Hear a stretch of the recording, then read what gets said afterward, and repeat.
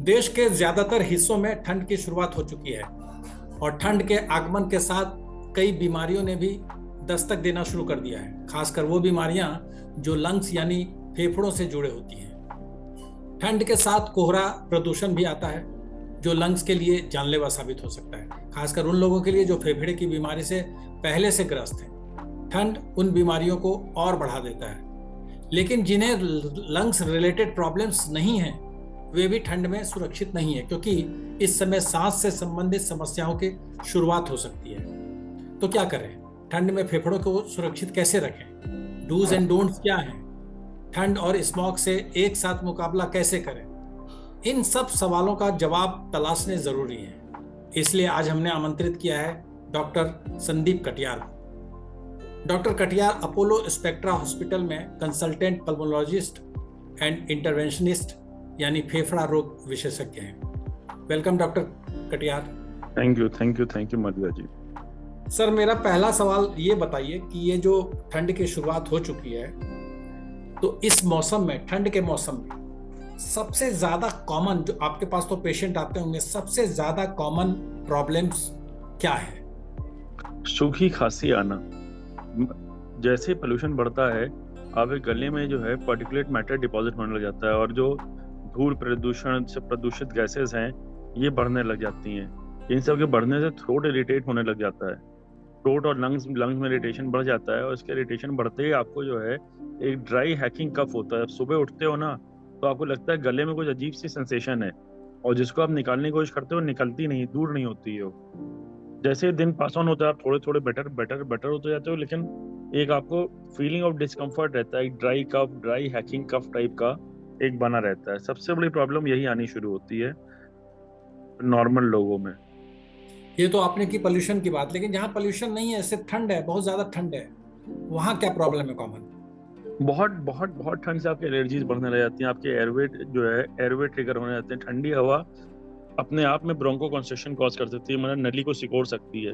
उससे आपको खांसी आना, जुकाम हो जाना और थोड़ी थोड़ी सांस फूलने की भी आपको परेशानी लगने लग जा सकती है।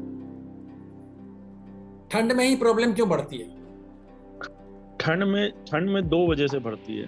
एक तो आपका जो है उस समय एयर पोल्यूशन बढ़ जाता है और अपने आप में ठंड एक एयरवे को ट्रिगर करने वाली चीज होती है, उससे लंग्स और ज्यादा ट्रिगर होते हैं। लंग का जो एयरवे होता है वो और ज्यादा हाइपर रिएक्टिव हो जाता है ठंडियों में।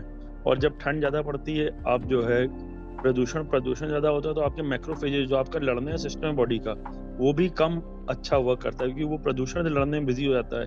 उसमें आपको इन्फेक्शन बढ़ जाते हैं होना, निमोनियाज बढ़ जाते हैं, हार्ट की दिक्कतें बढ़ जाती हैं। और बहुत ज्यादा अब ध्यान दिया जा रहा है अल्ट्रा फाइन पार्टिकल्स पे।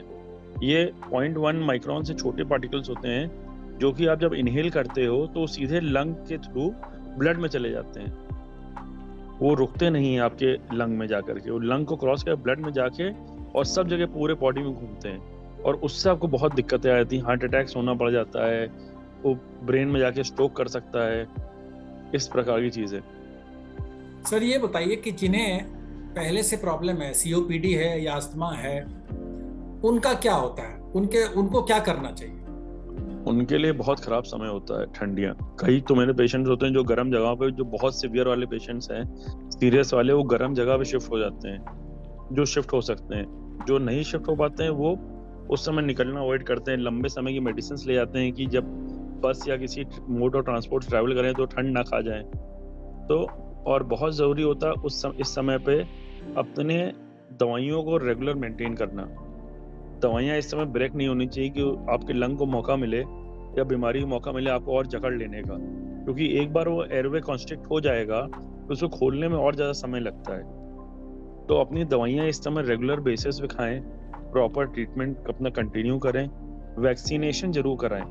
फ्लू की वैक्सीन बहुत हेल्पफुल होती है इन सब सीजन्स में, जिस समय इन्फेक्शन की पॉसिबिलिटी ज़्यादा होती है।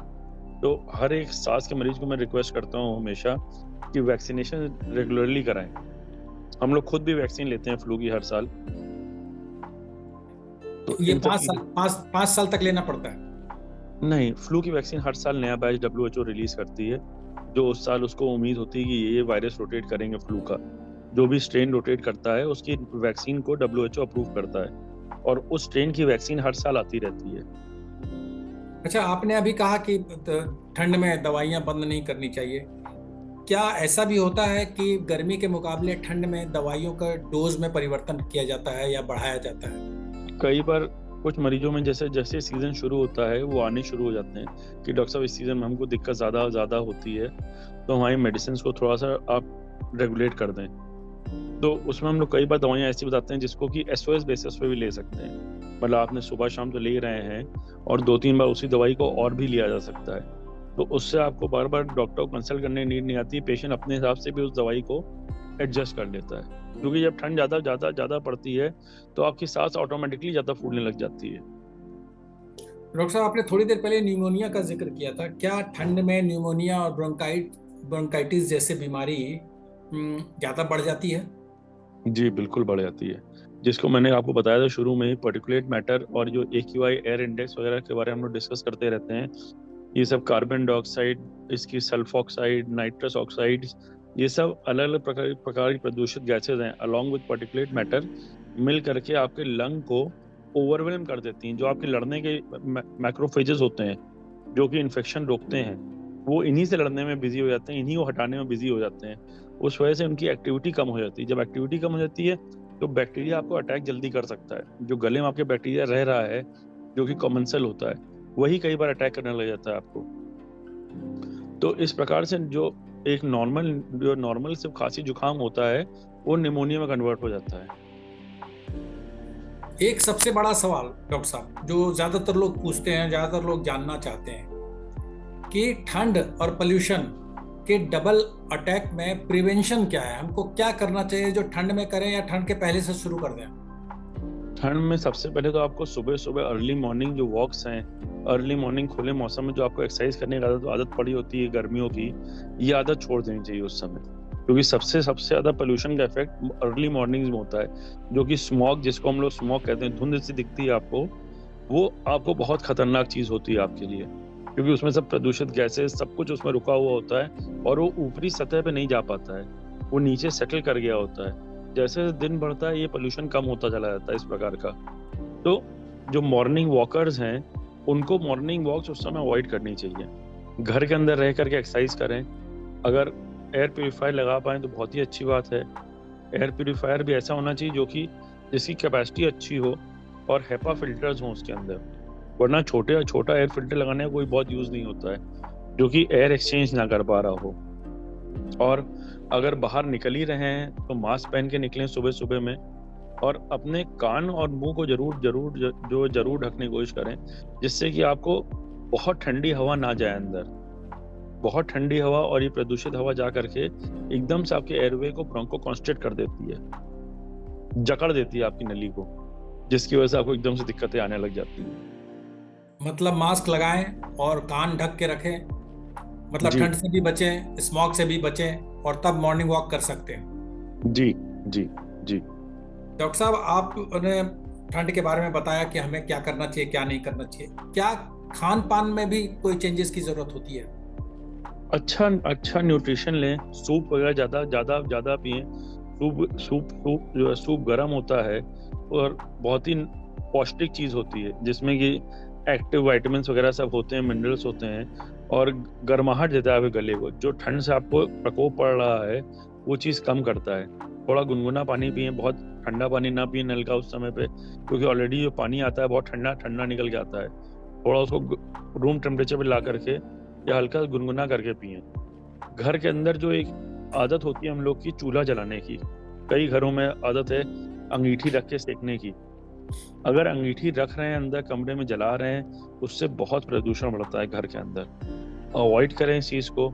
और अगर आप फिर भी जला रहे हैं, आपका कोई और मेथड नहीं है गर्माहट लेने का, तो खिड़की कम से कम खोल के रखें। नहीं तो कोयला जलाने से गैस होती है कार्बन मोनोऑक्साइड गैस, जिससे कि आपको बेहोशी आ जाती है। आप नींद में होगे, आप बेहोश हो जाओगे और आपका बॉडी का हीमोग्लोबिन कम एकदम से उससे रिएक्ट करके ऑक्सीजन ड्रॉप कर जाएगी और आप जग नहीं पाओगे, और आपको कार्डियक अरेस्ट ऐसे में हो सकता है, रेस्पिरेटरी कार्डियक अरेस्ट हो जाता है।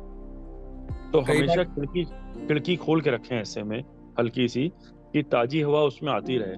कार्बन मोनोऑक्साइड का ज्यादा बढ़े ना अंदर का कमरे के अंदर। कई बार न्यूज़पेपर में हम पढ़ते रहते हैं कि कोयला या लकड़ी जलाकर सोने से दम घुटने से भी मौत हो गई, खिड़की जी खुला जी नहीं। जी, वो यही चीज होती है। अच्छा डॉक्टर साहब, मान लीजिए कोयला और वो सब तो नहीं जलाते हैं, लेकिन हीटर जलाते हैं रूम के अंदर और ब्लोवर जलाते हैं। क्या हीटर और ब्लोवर का भी लंग्स पे कोई बैड इफेक्ट, नेगेटिव इफेक्ट पड़ता है? जो ब्लोअर होता है, ब्लोअर एक ड्राई एयर फेंकता है और उससे जो हवा का मॉइस्चर है और कम हो जाता है। मॉइस्चर कम होने से आपके गले में और इरिटेशन बढ़ता है। तो ऑयल हीटर्स हमेशा बेटर होते हैं क्योंकि वो आपके जो कमरे की ह्यूमिडिटी कम नहीं करते हैं। जब आप बहुत देर ब्लोअर ब्लोअर ब्लोअर चलाएं, वो एकदम से घुटन सी लगने लगती है। वो घुटन इसी लगती है क्योंकि ह्यूमिडिटी बहुत कम हो जाती है। जो एयर में ऑलरेडी मॉइस्चर कम हो गया होता है वो मॉइस्चर को और निकाल देता है, बिल्कुल क्योंकि वो ड्राई एयर फेंक रहा होता है। उस वजह से आपको दिक्कत आती है। तो हमेशा ऑयल हीटर्स प्रेफर किए जाते हैं, ना कि इस तरीके के हीटर्स। कंडक्शन हीटर रॉड वाले भी ठीक होते हैं क्योंकि उससे भी एयर ब्लो अप होके नहीं आ रही होती है। तो जिनको सांस की तकलीफ है या दमा का की शिकायत है, उनको ड्राई हीटर नहीं यूज करना चाहिए। ड्राई हीटर उनको अवॉइड करनी चाहिए, ड्राई ब्लोअर्स अवॉइड करने चाहिए। जो हवा फेंकने वाले ब्लोअर होते हैं ना, हम्म। वो अवॉइड करने चाहिए उनको। अच्छा डॉक्टर साहब, एक लास्ट सवाल है। ठंड में सबसे ज्यादा वल्नरेबल कौन होते हैं? ओल्ड एज वाले लोग और छोटे बच्चे, और जो सांस और दमा के मरीज होते हैं, ये लोग सबसे ज्यादा वर्नेबल होते हैं। इनके लिए सबसे खराब समय होता है ये काटने। कई बार पूरे पूरे साल दवाई नहीं लेते हैं वो गर्मियों में, लेकिन इस समय आते हुए उनको 2-2 3-3 दवाइयों की जरूरत जग जाती है क्योंकि एक दवाई से कंट्रोल ही नहीं होता है उनका। तो और ओल्ड एज में अपने आप ही वल्नरेबिलिटी ज़्यादा रहती हैं। आपका फेफड़े दिक्कत आने से हार्ट अटैक ट्रिगर हो सकता है। फेफड़ा जकड़ा, एकदम से हार्ट पे लोड पड़ा और हार्ट अटैक आ गया। इक्विवेलेंट होता है जैसे आप दौड़ लगाने लग जाएं एकदम से, क्योंकि जब लंग को ऑक्सीजन ठीक से नहीं मिल पा रही है, लंग कॉन्स्ट्रिक्ट होने लगा, तो हार्ट पे ऑटोमेटिकली लोड पड़ जाता है। और ओल्ड एज में आते आते हम लोग की कैपेसिटी कम हो जाती है हर चीज़ की, और बहुत ही नैरो मार्जिन पे चलते हैं हम लोग। तो ये लोग सबसे ज्यादा वल्नरेबल होते हैं, छोटे बच्चे, क्योंकि उनको कई बार ठंड का एहसास नहीं होता खेलने में। बाहर से एकदम एकदम गए खेलने बाहर ठंड में और जकड़ गए उसी में। जो आप सुनते हैं एकदम से निमोनिया हो गया, बाहर खेलने गए थे और 2 दिन में निमोनिया हो गया, वो इसी वजह से होता है कि ठंडी का आपको एहसास नहीं होता है। तो बाहर जाएं तो अंदर वुलन प्रॉपर पहन के जाएं, और गर्मी लगने में वुलन उतारे ना खेलते समय छोटे बच्चे। इस चीज पे बहुत ध्यान रखना चाहिए उनको। मतलब लंग्स का प्रॉब्लम जो है, लंग्स प्रॉब्लम का सीधा संबंध हार्ट से भी है, जैसा आपने बिल्कुल है जी।